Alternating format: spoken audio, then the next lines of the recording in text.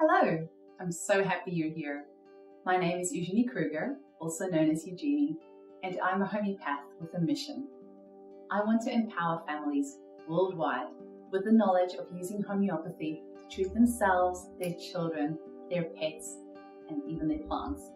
Homeopathy is one of the safest, most effective, and cheapest natural medicines on the planet. And I hope this 30-minute introduction video will really encourage you to give it a go for yourself. Homeopathy is going through a revolution worldwide at the moment, and I'm excited for you to come and join us. This 30-minute video will just give you a quick taster of homeopathy, and we'll have some more videos available on our website, so keep an eye on there. So I'd like to kick it off by telling you a little bit about how I discovered homeopathy, or rather how homeopathy found me. So in 2010, I had started becoming interested in natural living. I was growing some veggies, I had some chickens, I was working in a health shop, and I thought, hey, I'm going to become a naturopath. It sounds like a lot of fun. So one of our first papers in the 4-year qualification was an introduction to homeopathy.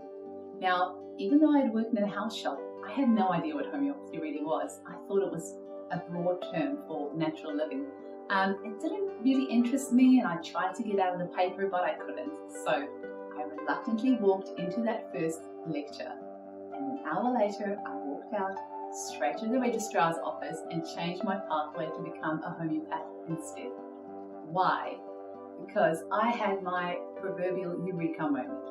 My husband and I were thinking of starting a family in the next year or two, and in this hour I learned how homeopathy can be used on newborn babies from the second they're born, and on mothers, pregnant mothers, and how it's got no contraindications. You can use it alongside pharmaceutical medications, you can use it in the elderly, you can use it on your pets, and even on your plants.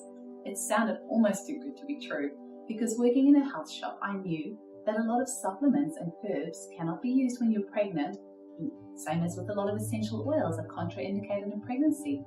And same with newborn babies. You can't use a lot of herbs and supplements and essential oils on them. And definitely the same goes for pharmaceutical medications.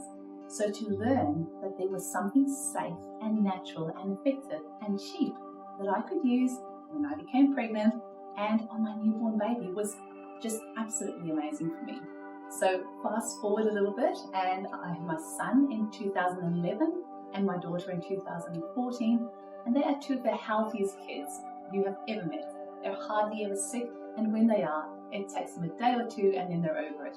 They've never needed antibiotics or any of the other commonly used pharmaceutical medication.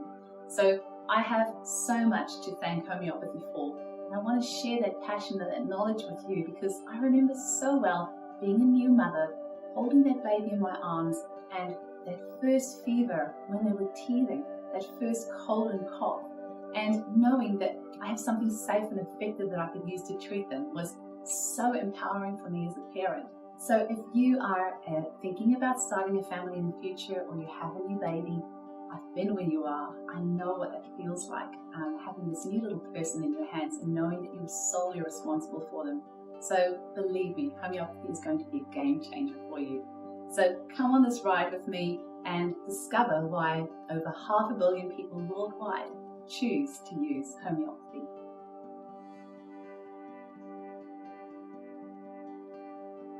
So firstly, I'd like to share with you a little history about homeopathy. It was started by German physician Samuel Hahnemann in the 1790s, and he lived from 1755 to 1843. Now, if your maths is good, you've probably worked out that he was 88 years old, which is pretty impressive for those times, so he was doing something right. Now, in that time, a lot of bloodletting and mercury was used as standard treatments of the day, and Samuel felt this couldn't be right, there had to be a better way. So he left mainstream medicine and decided to become a translator instead, because he could speak 9 different languages.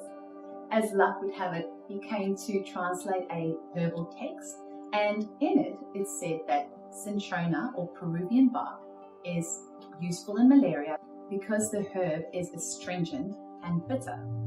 Now Samuel thought this can't be right, because there are other herbs that are more astringent and more bitter than cinchona, and that's not helpful in curing malaria. So he did an experiment. He took tiny little bits of cinchona over a period of a few days and suddenly developed fevers and chills and symptoms that's similar to malaria. So he made the conclusion that cinchona, or Peruvian bark, is useful in treating malaria because it can produce symptoms of malaria in a healthy person. So this is how homeopathy was born, and homeo is the Greek word for similar, and pathy is the Greek word for disease or suffering. So homeopathy literally means similar suffering or similar disease, and it's based on the principle of like cures like, which we will go over very shortly. So what is homeopathy? It might be easier telling you what homeopathy is not. It's not essential oils, it's not herbs, it's not naturopathy. It is its own standalone form of natural medicine that's been around for over 200 years. The British royal family have been using homeopathy since 1845, when Queen Victoria first introduced it to the family, and Prince Charles has been a very big advocate of homeopathy for a very long time.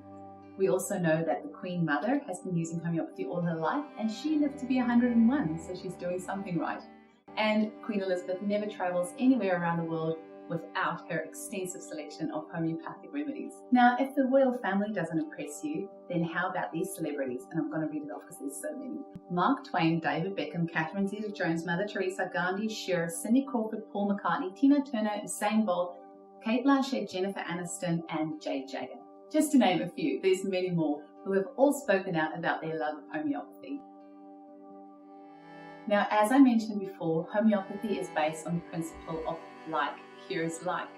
Now, that means that something that can cause a symptom in a healthy person can cure that same symptom in a sick person.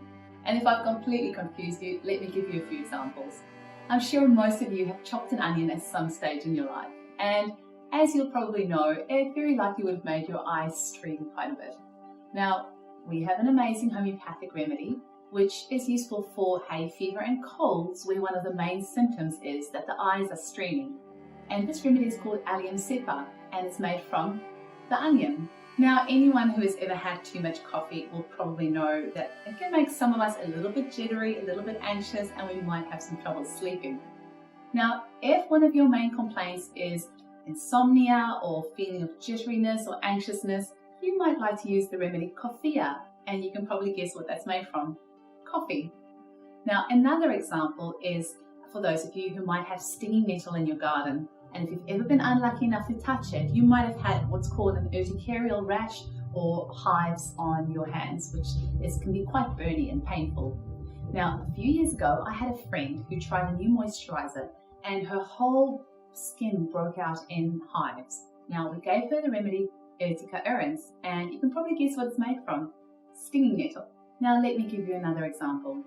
A few years ago, my children both had conjunctivitis that they'd picked up at their daycare centre.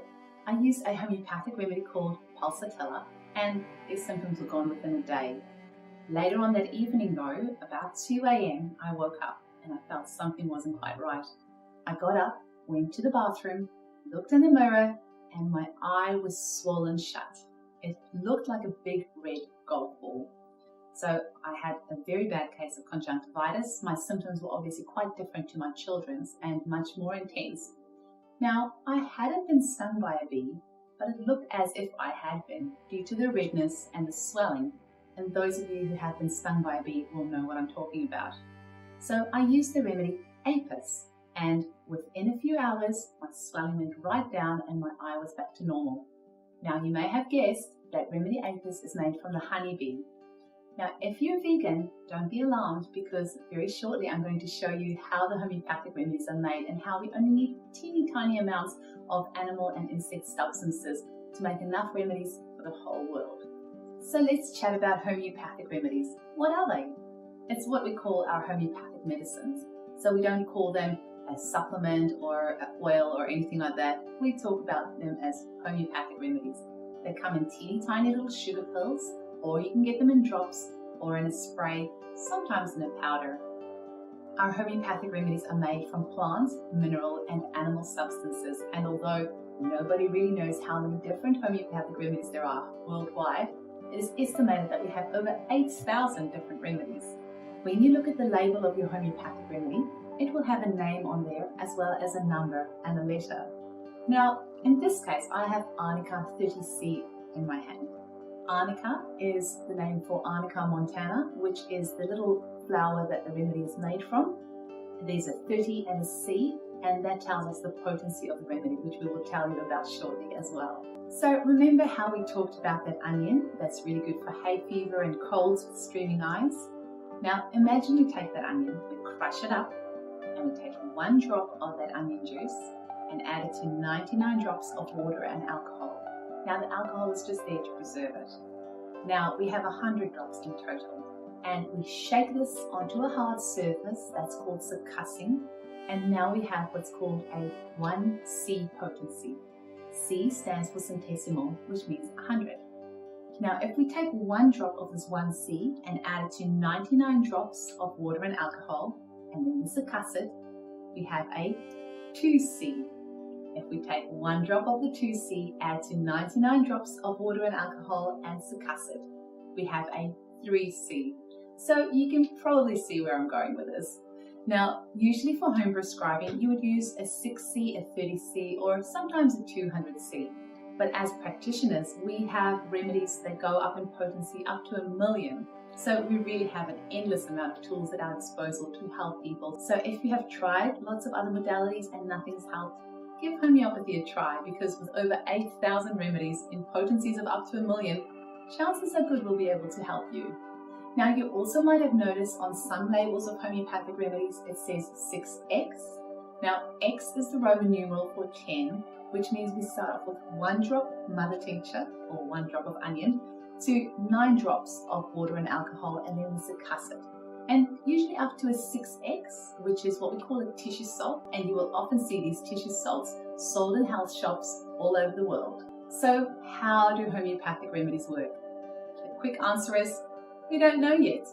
But if we observe the effect that homeopathic remedies have on our bodies, we can assume that this energetic force that is released by diluting and succussing our remedies is able to enable our vital force to heal itself. That is that innate or inbuilt healing ability that all of us have within us. When we cut ourselves, our body heals itself. When we have a cold, we sneeze and our body creates balance, and we're well again within a few days. Now, the Indians talk about prana, and the Chinese have talked about qi for many thousands of years. So in homeopathy, we just call this principle the vital force. Now, because I am trying to keep this introduction video to 30 minutes, instead of going into long-winded explanations for why we think homeopathy works, I'm going to refer you to my podcast, Homeopathy Hangout, which you can find on Spotify, Apple Podcasts, and most other platforms. Now, in episode 1, I have an interview with Amy Lansky, who is an ex-NASA scientist turned homeopath, and she has some great explanations in there for possible theories on how homeopathy works. I'm also going to give you a couple of tasters just to spark your interest. The first one is from the amazing Dr. Bruce Lipton, author of The Biology of Belief, and he explains homeopathy at the level of quantum physics, and how it's the hydrogen bonds between the water molecules that are sending the messages to each other. You can pause the video right here and have a read of the slide. Another possible explanation for how homeopathy works can be found in the book Hidden Messages in Water by Dr. Masato Emoto. And he talks about how water has a memory, and that also can be used to explain how our remedies are able to capture the essence of the substance that they are made from. And my favorite movie of all time, Frozen 2, is also about how water has a memory. So I am very excited that a whole generation of children are growing up knowing that water has a memory. So as you can see, there is something magical that happens when we take a crude substance and dilute and succuss it down to infinitesimally small amounts, which then releases this energetic potential of the substance that we have started. And this is then able to stimulate our vital force to heal itself on a mental, emotional, and even spiritual level. Now, if you think that homeopathy is still a little bit strange, I want to challenge your thinking just a little bit with some thoughts. Number 1, nitroglycerine is used in a 0.4% dilution under the tongue, and it stops a heart attack in its tracks. Now, where have we heard of ultra dilutions before? Certainly sounds familiar, doesn't it? Now, if you are somebody that has allergies, your doctor may have suggested allergy immunotherapy to you. Now, this is something that's used in conventional medicine where, for example, grass is ground down to very small amounts and then injected into the body over a period of time. Treating like with like. Where have we heard about that before? It's sounding familiar, isn't it? What about snake venom? We have a lot of that in Australia. Imagine you get bitten by a snake. There is nothing in the world that's going to stop a reaction to that snake bite except for a medication made from the venom of the snake itself. Homeopathy is certainly not sounding so strange anymore, is it? So what are you going to need to get started? You're going to need a really good homeopathic kit because I promise you, your child's ear infection is not going to be at 9 a.m. to 5 p.m. Monday to Friday. It's probably going to come on at 2 a.m. on a Saturday morning. So you want to make sure you have at least 30 or 100 of the most commonly used remedies on hand so you're prepared for anything. Now, my line of remedies come in amber glass, not in plastic, and it also has waterproof labels on it, which means that years down the track, you're still going to be able to read what's on there instead of a paper label, which often can rub off after a year. We also have waterproof dots on the top of all of our remedies on the lids so that you can easily find your remedy. When you're in a panic and trying to find your remedies, they're very easy to find. And our labels are beautifully colored, so you can easily distinguish one remedy from another. You can also use our larger bottles to top up your own smaller bottles, which definitely makes homeopathy a very cost-effective choice for the whole family. You're also going to need a good home prescriber's book. And if you don't want to invest in a book straight away, there are some excellent resources online, and there are even some wonderful apps these days that you can use to quickly find a remedy to help your family. How often you should give your homeopathic remedy is going to depend on the complaint, and we'll cover this in more depth in our future courses.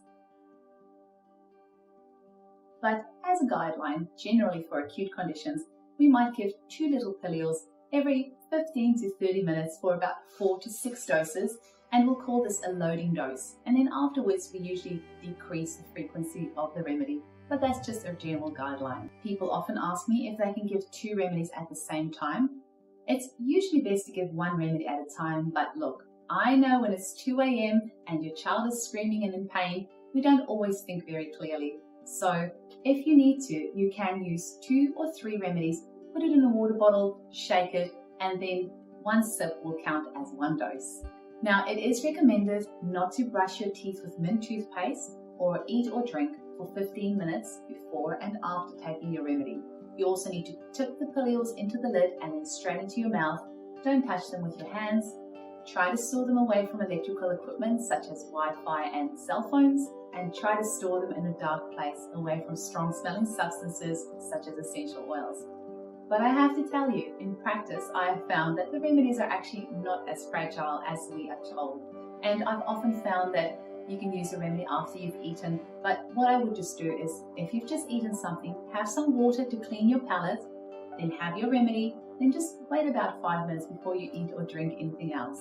Also, if you have just touched the remedy with your hand, don't freak out about it, it will still be fine. What I would just suggest is, if for example all your remedies fall out on the floor, best not to put them back in the bottle because they may have been antidoted. And if you've just had your remedy kit in your handbag next to your cell phone for a couple of hours, don't stress out about it, it will still work fine.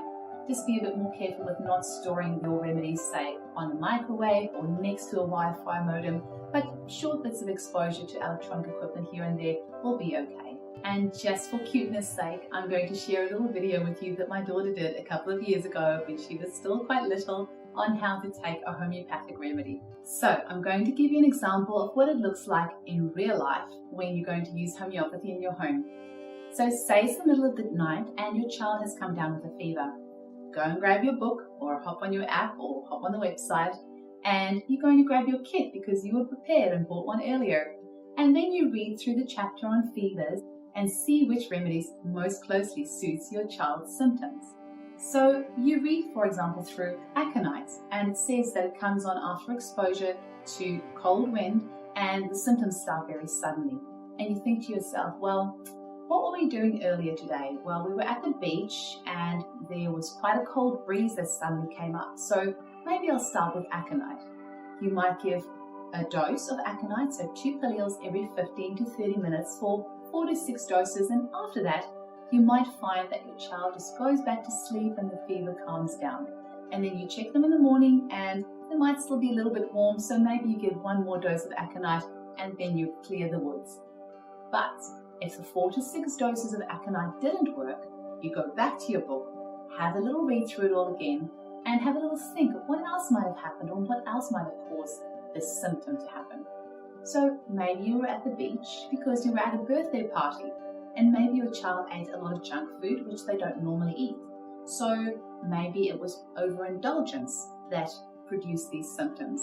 And then you find in your book that Nux vomica is a really good remedy for symptoms that come on after indulgence. So you grab your Nux vomica, you take 2 pillules every 15 minutes for 4 to 6 doses, and then see how your child goes after that. Now that you've had a super quick overview of homeopathy, let me introduce you to some friends. Our first friend is arnica, which I'm sure most of you would have heard of. Many people have used arnica without even realizing that it's homeopathic because it's available in most health shops and even pharmacies. Arnica is brilliant for bruising and bleeding. It's really our first remedy that we think of for any sort of trauma and shock. It's even helpful after intense exercise. A lot of top-level athletes use it, and it's even a great remedy for jet lag. It helps the circulatory system work a lot better, and it's even helpful for blood clots. Now, let me share a story with you of one of the many times when arnica has saved our family. Now, when my son was about 18 months old, we had a toddler versus coffee table incident. Toddler 0, coffee table 1. So we raced to the emergency room because the cut was so deep and he needed stitches. That was around 5 p.m. Now, I gave him some arnica straight away. The bleeding stopped straight away. And unfortunately, or fortunately, arnica is such a great remedy for trauma and shock that my son was so calm after this whole ordeal. So we were in the waiting room at the emergency and he was moving around chairs and climbing around, and the staff obviously realized that this child is so calm, so they didn't prioritize him at all, and we didn't get him stitched up until 1 a.m. that next morning. So believe me, I did consider pinching him just a little bit to make him cry, but really, it just showed me once again how amazing arnica is for not only stopping that bleeding in its tracks straight away, but also with the emotional shock and trauma of the accident. So arnica almost worked a little bit too well. Our next friend is aconite. Aconite is a remedy that is really useful for very sudden onset of symptoms, and we use it usually within the first 24 to 48 hours of the onset of symptoms. It might be a good remedy for exposure to cold, especially cold wind, or if there's been a frightful incident, or maybe there's been a shock.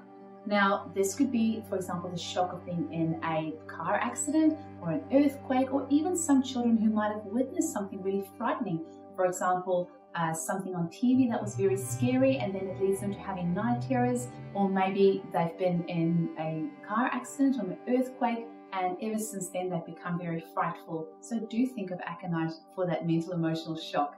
It's also such a brilliant remedy for nipping colds in the bud, and I have lost track of how many times aconite has saved our family from getting a cold. That first little feeling of a sniffle or a sore throat or a sore ear, a few doses of aconite, symptoms are gone. Now, arsenicum is another one of our friends that is so useful for food poisoning or gastro, UTIs or urinary tract infections, as well as anxiety. Such a great remedy to have on hand. It's even a great remedy that you can give prophylactically. If somebody in your household has symptoms of gastro, you can give everyone else in the household a dose of arsenicum to stop them getting gastro, as well as using arsenicum to treat the person in the household who does have gastro. Now, I have to share a quick little story with you because when my son was about 2 years old, me and my husband and him all had food poisoning. It was not a pretty sight. Believe me, when you have got food poisoning, it's really hard to look after a toddler and your husband. And arsenicum saved us. We had a few doses every 15 minutes, and within a couple of hours, we were all so much better. So I have a very special place in my heart for arsenicum. Now, belladonna is our next friend. This remedy has a lot of heat and intensity in it, and also the symptoms come on quite suddenly. It's one of our top remedies for fevers. It can also be used for measles, be used for sunstroke. It's got so many different uses. Now, I have another story for you. When my daughter came along about 6 months in, I had my first ever bout of mastitis. It hit me out of nowhere for 6. I was delirious with the pain and my breasts were throbbing. It was so painful. Now, one of the keynote symptoms of belladonna is fever with delirium when you're just a little bit out of it. And I just remember thinking, oh, I'm delirious, that's belladonna. I took a dose of belladonna every 15 minutes for a few doses, and within a couple of hours, my symptoms of mastitis was gone. Now, I cannot tell you how many women I know of that have round after round of antibiotics for recurrent mastitis. So if I can just give you this little bit of advice, tell your friends about belladonna for mastitis. It can really save them, because once you've been on those antibiotics and it goes through your breast milk to the baby, it can really muck around with their gut. So give the belladonna a try. And our last friend is Nux vomica. It is our top remedy for overindulgence of all sorts. It might have been when your children have gone trick-or-treating at Halloween and they're just all feeling a bit icky and yucky afterwards. Might be your husband who's got a hangover after a work function. It might be if you've just gone out for a meal and eaten very rich or fatty foods that you're not usually used to. Then Nux vomica is absolutely wonderful. It's a really good remedy for indigestion and constipation, as well as diarrhea and all sorts of just tummy upsets and aches. It is definitely a remedy that you should always have in your first aid kit. But wait, there's more. I'm going to leave you with a screenshot here of some of our other wonderful remedies that can really make a difference in your life. Now, when you're deciding what remedy to give, it's always a good idea to consider the etiology or the cause. So have a little think about what happened before the symptoms started.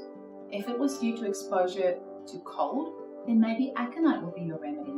If it was after a grief, so say for example, your partner had to go away for work for a few days and then suddenly your child develops this cough because they're really missing their parent, then maybe the remedy Ignatia might be a good remedy, which is a great remedy for grief and loss and disappointment.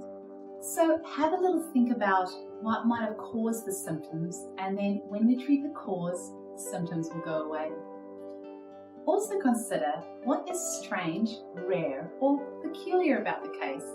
Now, if your child is normally a hot body, and then they become sick and suddenly they want you to close all the windows and have 5 blankets wrapped up around their head and all over their body, that might mean they need their remedy pepper salt, which is a remedy that really likes to be wrapped up warm and they don't like any breezes.